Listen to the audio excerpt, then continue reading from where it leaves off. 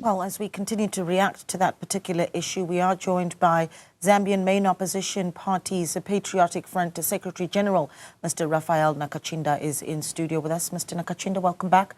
Thank you so much for joining us. This has been a tumultuous period for the party and also for the family. But I'm keen to hear just the initial reaction that you get as a party to what we heard in court today, but also when we did hear that the Zambian Attorney General, Mulilo Kabesha, was approaching the courts to halt the burial of the former president in South Africa. What was the initial reaction? Well, I think it's we are somewhat shocked at the insistence and obsession by the government. But of course, it's obsession by the president himself in wanting to take charge and possess the whole process of putting to rest His Excellency President Edgar Lungu. Prior to today, there has been engagements between the family and government. They were very clear, demands or at least conditions that the family had given to government, which were a reflection of the wish or will of the late, in view of, I think, the background that I've already, discussed. And in a deceptive manner, government would agree to those conditions and, even agree to address the nation through the press, through press briefings. And immediately things are set in motion. The programs and some of the pronouncements that come from government back home basically vacates or negates all the conditions or agreements that were made. And to that effect, the family was finding it difficult to proceed in view of the fact that it looks like government was more interested in politicizing this whole process. When you look at the propaganda machinery, online, media pages or, outlets that are run by State House, would run very, very disturbing propaganda, stories. Such as the fact that, the late president actually came with a different identity. He got, a passport from Zimbabwe. They are not even sensitive to what such propaganda would do to our, diplomatic relations with neighboring countries like Zimbabwe. So that, approach only speaks to the fact that our government, while they are trying to, play to the gallery and say they are interested in having his remains repatriated to Zambia, given a dignified, send-off to the international community, what is happening on the ground is totally different. The same ridicule, mockery that he was subjected to when he was alive, it has continued. Of course, the president will be saying one thing, but those associated to him are saying a totally different thing. You even have a spokesperson of government, for example, suggesting that these people amass so much wealth through dubious means, basically theft or corruption, and therefore the decision to try and bury outside the country is because of certain, ulterior motives, trying to suggest that the family was, advancing conditions around matters that some of the family members of the late are facing in court, all fabricated to try and paint a bad picture of the late as well as the Patriotic Front and the family, which I think is very, very deceptive and hypocritical. At the same time, though, so I'm going to speak about the official communication that we've seen from the Zambian government, right? Last week, the Zambian government halting what they had announced to be a period of mourning for former President Lungu. I mean, there was a sense that the Zambian government, through that very statement that they shared, were waiting for the former president to come back home to Zambia. There'd been a period of mourning. They said they even extended that period of mourning in Zambia. In fact, at the end of that statement, they go on to talk about how Lungu is still very much a statesman who belongs to Zambia and should be buried within the borders of Zambia. So, I mean, are you saying that that warm statement that we see from Zambia is misleading? You can only judge the present by examining the historical facts around these issues. First of all, the current president, even when he was in opposition, he never recognized President Lungu as Republican president. He actually refused, not for 1 month, for a period of 5 years, and then until he got into government. When President Lungu left office, I think the facts were presented. Today, for him to open his mouth, all of a sudden, in a dramatic manner, and start pronouncing that President Lungu is a statesman, is hypocritical. I think the issue is not just a standoff between the family and the government on the basis of the fact that President Lungu was mistreated. I think that is narrowing the argument. There are a number of fundamental issues that have gone wrong in Zambia, to which the family at this particular point are basically just contributing to the fact that can we open a conversation? Taking President Lungu to Zambia to be buried, does it change the issues that we're dealing with as a country? And here in South Africa, you had the issue of apartheid at some point.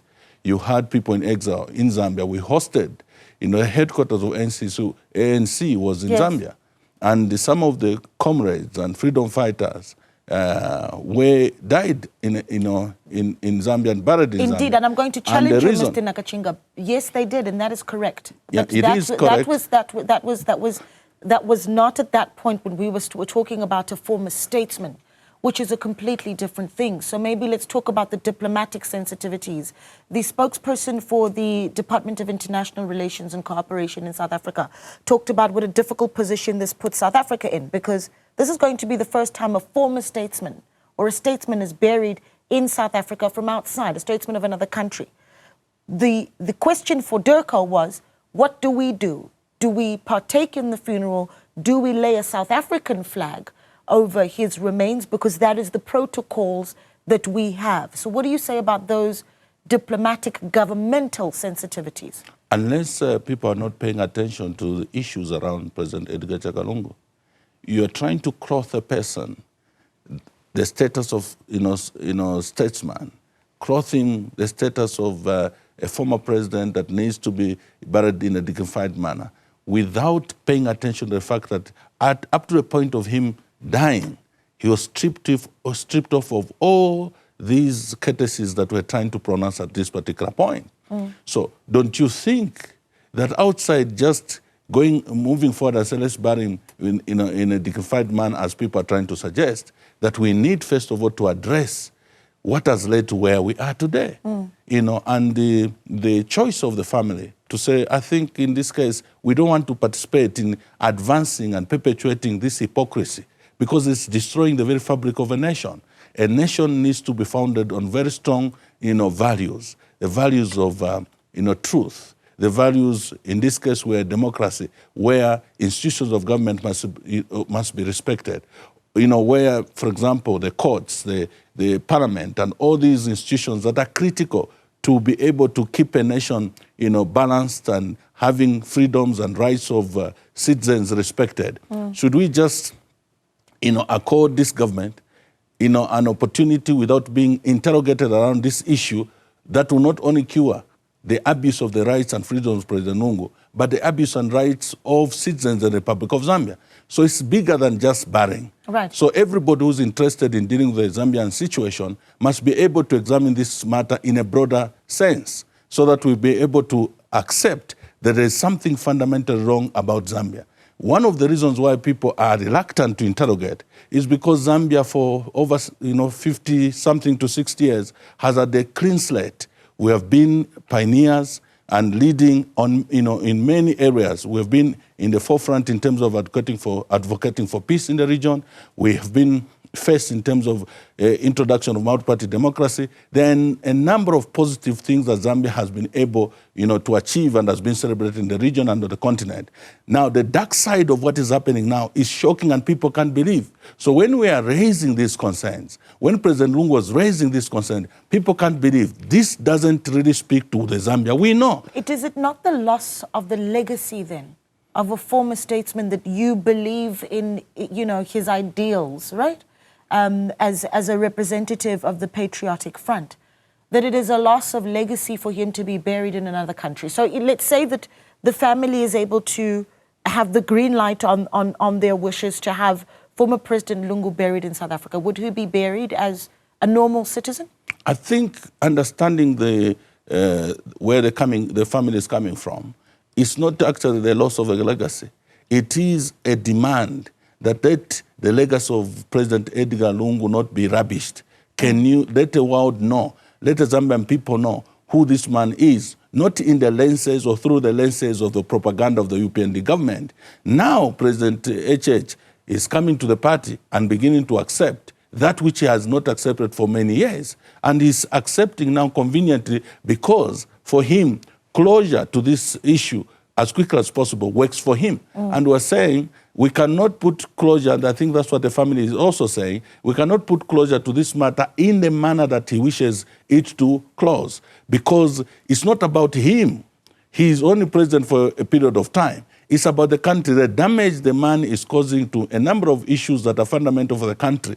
If not stopped at this particular point, soon, even those who are today are looking at these issues just from a perspective that they are, internal issues of Zambia, they need to be resolved by Zambia. But if anything happens in Zambia, it will affect the region. Yes. It will affect the continent. Yes. And we're saying, can we all pay attention to what's going on in Zambia? The burial of President Lungu is just an opportunity, I think, through the decision that the family has made, for us to be able to ask ourselves the question, what has gone wrong? But how Mr. are we getting to a place that now we're having to bury a former head of state, a statesman, out of, in South Africa instead of in Zambia? The question is, would he be buried in South Africa as a normal citizen and not as a statesman? I ask that because the South African government made available the protocols as per South African governmental protocols to transport him back home as a statesman.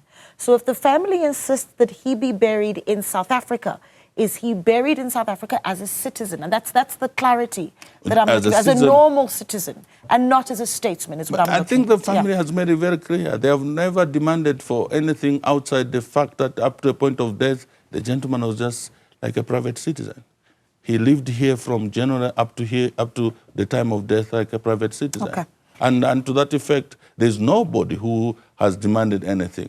But having been president, they are fellow presidents. Some of them are sitting, others who are former presidents, who know President Lungu because they worked with him over regional matters, continental matters, and global matters. They know who he is. And they would be reluctant to fall for the propaganda coming from Zambia, at least from the ruling party and the government from there. And they'll be wanting to treat him and honor him based on what they know of him. But we're saying, as much as you are interested to do that, and I think even South Africa has done that, because they appreciate the input this man has made, not only on the regional level, the continental level, and therefore there's this compelling desire that he needs to be honored, and it's highly appreciated.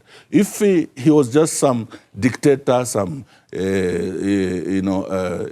leader that really didn't espouse values that would be appreciated in the region, I don't think South Africa would have even found itself in an awkward position. I hope you understand where I'm coming from. Sure. The only reason South Africa is saying we're in an awkward position is because they do know that President Lungu deserves honor.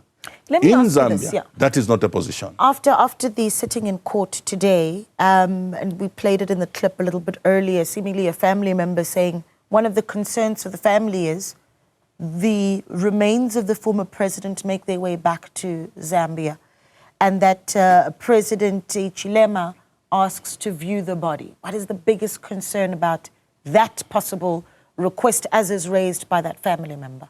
I think it has raised issues that, or maybe concerns that I may not be competent to discuss around the desire and obsession by the president to have, to view the body, to be the first one to review the body, and even maybe have some indication from the program that had come out, some kind of private session, around, all that process. Because somehow it begins to delve into superstition, which is really a subject that I will not want to... That's not a subject we want to get into. But there is the issue of cultural sensitivities. Yeah, there are cultural sensitivities. Someone made the point that we are Africans, that we have cultural sensitivities. Yes, around all these issues. Right. And the former president's been passed since the 5th of June. It's been 20 days. And now, according to the courts, they're going to sit again in August. So more time that the former president's remains will be not laid to rest. Is that a cultural concern for the family, Shirley? Well, I think we have a process which is in court. Outside discussing cultural concerns and so on, for the party, and I think for me as Secretary General, I see that this presents an opportunity for our country to reflect and look at the issues. Not just this ping-pong of wanting to outdo each other in terms of sentiments and narratives and propaganda and all that. What has led us to reach here? That's a question that President HH must ask and answer. And if we are serious about, curing some of the issues that have led us to this place, a process of conversation around this matter will start. The negotiations, for example, between the family and government have been purely around wanting to reduce this as though it's government trying to appease the family for them to, participate or basically take charge of the burial process. But the issues that President Lungu, for which he came out of retirement and, into active politics, for him to even sacrifice his life even at a point of his weakness, even when surely death seemed to have been knocking at the door, but you're still resolute that you needed to contribute. Those are the issues that we should be able to discuss and be able to resolve. Because how would you, justify that a man would say, I don't think this is a country I would want to go back to. I don't think this is a government I would want that even participate in wanting to the hypocritical, attitude that we seem to harbor in our country, that somebody will be demonized to their death. Okay. And then in their death, people are beginning to celebrate that person. I remember something I think that on the continent was quite appreciated about, our mother here, Mama Winnie Mandela, when she died. My good friend,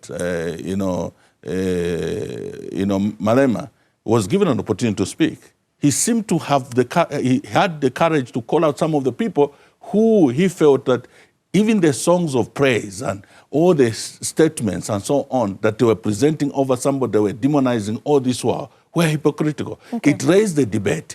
It is in the same spirit that we're saying, wait a minute, if the family have gone to this length to say they will not betray their father, she will not betray her husband, they will not betray their uncle in terms of badging to some of the things that he held dear up to a point of his death.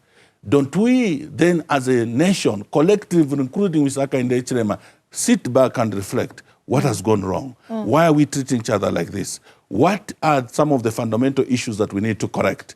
Not for the sake of Edgar Lungu, but for the sake of the future. Okay. And I think that's a direction should be taken. Mr. Nakacinda, we really do appreciate your time. Thank you so much for speaking to us. We'll be watching the engagements between yourselves, the Lungu family, as well as the Zambian government very closely, of course, even as it plays out in the court. Thank you for availing yourself once again. Thank you and good evening. Mr. Raphael Nakacinda there, who is the Secretary General of the Patriotic Front. All right, you're still watching Newsfeed PM. Be later. Please stay with us. We've got your headlines at the top of the hour.